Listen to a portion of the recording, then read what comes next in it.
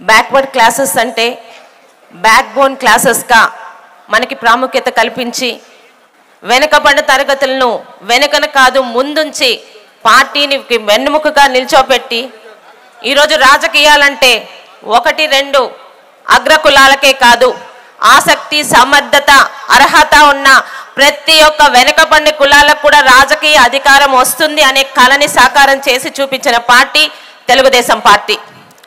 ఆనాటి ఎన్టీ రామారావు గారి దగ్గర నుంచి ఇప్పటి వరకు జరుగుతున్నది. ప్రతి వెనుకబడిన కులాల నుంచి ఆనిముత్యాల లాంటి యువకుల్ని తీసుకొని వచ్చి ఈరోజు విడిపోయినా కూడా 2 తెలుగు రాష్ట్రాల్లోని బీసీ నాయకులుగా అగ్ర నాయకులుగా వెలుగొందుతున్న అనేక మందిని తీసుకొచ్చిన పార్టీ తెలుగుదేశం పార్టీ.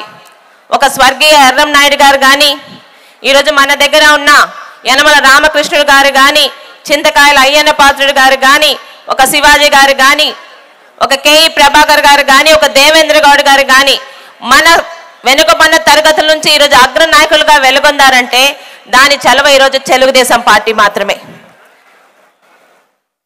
వెనుకబడిన తరగతుల్ని రాజాధికారం తీసుకొస్తామని గాలి మాటలు చెప్తున్నా వైఎస్ఆర్పి పార్టీలో ఉన్న ఈరోజు బీసీ నాయకులుగా అక్కడ ఉన్న వాళ్ళకి ఒకటే ప్రశ్న, మీరు పదవులు పొందడం తప్పితే బీసీలకి మీ ద్వారా ఏదన్నా న్యాయం జరిగిందా, ఎక్కడైనా సహాయాలు జరుగుతున్నాయని చెప్పటే మీకు సమాధానం ఉందా అని ఈరోజు సూటిగా ప్రశ్నిస్తున్నాము.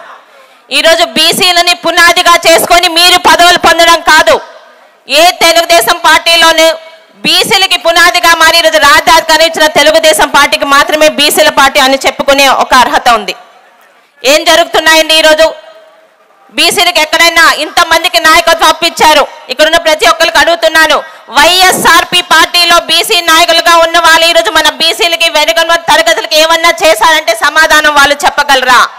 కార్పొరేషన్లు పెట్టారు చాలా తెలివిగా.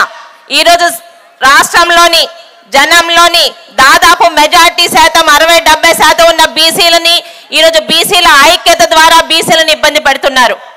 కులాలుగా మార్చారు, 56 కార్పొరేషన్లు పెట్టారు, వారి మనుషుల్ని చైర్మన్లు కానీ ప్రెసిడెంట్లు కానీ పెట్టుకున్నారు డైరెక్టర్లుగా. కానీ ఒక్క బీసీలకు కానీ వెనుకబడిన తరగతులకు కానీ కనీసం ఈరోజు లోన్లు కానీ ఏమన్నా వచ్చాయని అడుగుతున్నాను. ఏవండి ఆ బీసీ స్టడీ సర్కిళ్ళు, ఏవి విదేశీ విద్యలు ఎక్కడ ఉన్నాయి? ఈరోజు ఆదరణ పథకం నా తండ్రి శివాజీ గారి హాయంలో మొదలైంది.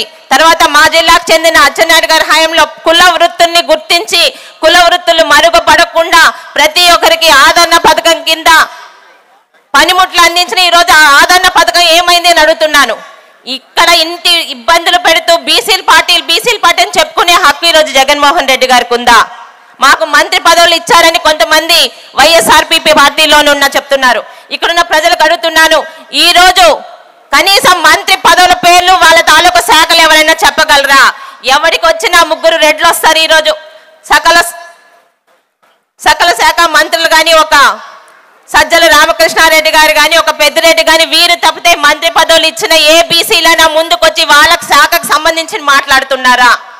తెలుగుదేశం హయాంలో ఒక టీటీడీ చైర్మన్ పదవి కానీ, ఏపీఎస్ఆర్టీసీ కానీ, ఏపీపీఎస్సీ కానీ, పోలీస్ హౌసింగ్ కానీ బీసీలకి కాకుండా ఇంకెవరికని ఇచ్చారా అని ఈరోజు మీ అందరికి ప్రశ్నిస్తున్నాను. మరి ఈరోజు జరుగుతున్నది ఏంటి? బీసీలకి పేరుకి మాత్రమే పదవులు, అధికారం ఎవరి చేతిలో ఉన్నాయో మీకు తెలుసు.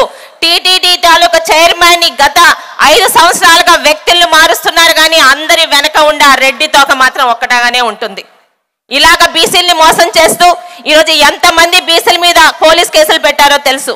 ఒక అచ్చెన్నాయుడు గారితో మొదలుకొని సోదరులు కొల్లు రవీంద్ర గారు కానీ ఎంతో మంది బీసీలని ఈరోజు అన్యాయంగా ఎటువంటి ఆధారాలు లేకుండా కక్ష గట్టి, ఎందుకంటే ఈరోజు తెలుగుదేశం పార్టీకి అండగా నిలుస్తున్నది బీసీలేని కక్ష గట్టున్నారు. ఈరోజు ఎక్కడైనా ఇంత మాట్లాడుతున్నారు. 2 తెలుగు రాష్ట్రాల్లో ఒక బీసీ నాయకుడిగా మీ అందరి చేత ఈరోజు గౌరవం పొందిన వ్యక్తి మా తాతగారైన సర్దార్ గౌతులచ్చన గారు.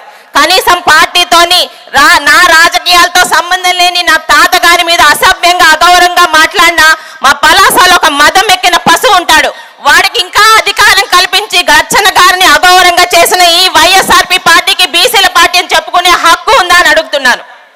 పదవులు కాదు, ఈరోజు మన పెద్దల గురించి కానీ, మన పెద్దల జోలుకు కానీ, మన పార్టీలో ఎవరికి అన్యాయం జరిగినా మన కులాల్లోని ఈరోజు కనీసం ప్రశ్నించలేని చవక పనికి మాలిన నాయకులు ఈరోజు వైఎస్ఆర్ పార్టీలో ఉన్నారు.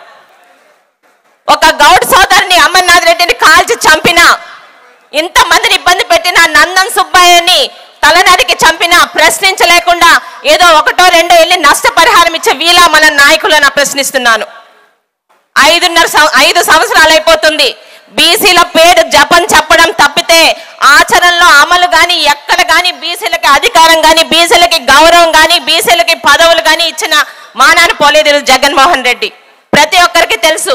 కానీ ఇక్కడ బాధ ఎక్కడ అనిపిస్తుందంటే అదే పార్టీలో ఉన్న బీసీ నాయకులు కనీసం ప్రశ్నించలేని చేత కానీ వాళ్ళ నిలిచిపోతున్నారు. ఈరోజు మన సోదరులు ఇబ్బంది పెడుతుంటే, మన కుల పెద్దల్ని అవమానిస్తుంటే ప్రశ్నించలేని వాళ్ళు వీళ్ళు. ఇక్కడున్న ప్రతి ఒక్కరికి, ప్రతి ఒక్క బీసీ పెద్దలకి అందరికీ ఒకటే కోరుకుంటున్నాను, మనల్ని పునాదిగా చేసుకొని అధికారంలోకి వచ్చే నాయకులు కాదు మనకు కావాల్సింది. మనకి పునాదిగా మారి మనకి అధికారంలో తీసుకొచ్చే తెలుగుదేశం పార్టీ రావాలని కోరుకుంటూ ప్రతి ఒక్కరూ 100 మందికి ఈరోజు బీసీల కులమని వైఎస్ఆర్పీ పార్టీ చెప్పినా ఖండించడానికి మనకి లక్షల ఉదాహరణలు ఉన్నాయి.